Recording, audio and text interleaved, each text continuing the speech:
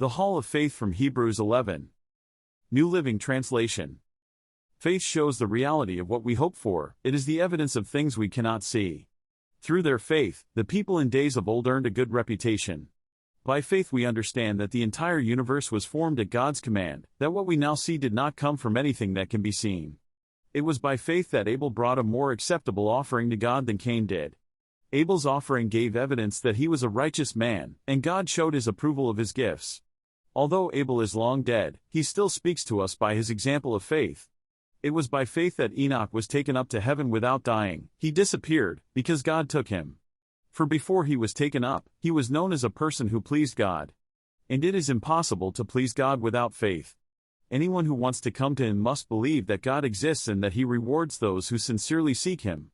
It was by faith that Noah built a large boat to save his family from the flood. He obeyed God, who warned him about things that had never happened before. By his faith Noah condemned the rest of the world, and he received the righteousness that comes by faith. It was by faith that Abraham obeyed when God called him to leave home and go to another land that God would give him as his inheritance. He went without knowing where he was going. And even when he reached the land God promised him, he lived there by faith, for he was like a foreigner, living in tents. And so did Isaac and Jacob, who inherited the same promise. Abraham was confidently looking forward to a city with eternal foundations, a city designed and built by God. It was by faith that even Sarah was able to have a child, though she was barren and was too old. She believed that God would keep his promise. And so a whole nation came from this one man who was as good as dead, a nation with so many people that, like the stars in the sky and the sand on the seashore, there is no way to count them. All these people died still believing what God had promised them. They did not receive what was promised, but they saw it all from a distance and welcomed it. They agreed that they were foreigners and nomads here on earth. Obviously people who say such things are looking forward to a country they can call their own. If they had longed for the country they came from, they could have gone back. But they were looking for a better place, a heavenly homeland. That is why God is not ashamed to be called their God, for he has prepared a city for them.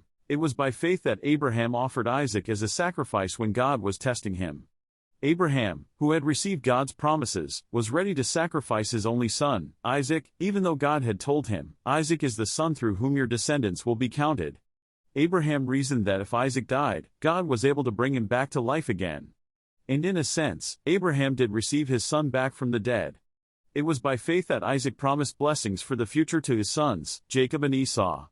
It was by faith that Jacob, when he was old and dying, blessed each of Joseph's sons and bowed in worship as he leaned on his staff.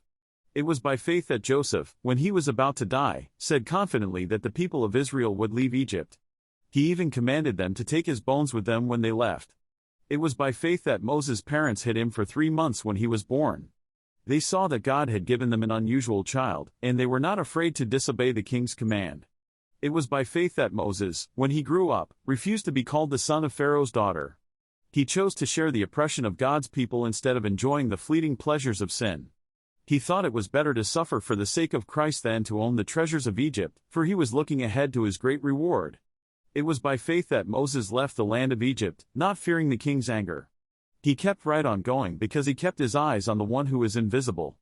It was by faith that Moses commanded the people of Israel to keep the Passover and to sprinkle blood on the doorposts so that the angel of death would not kill their firstborn sons.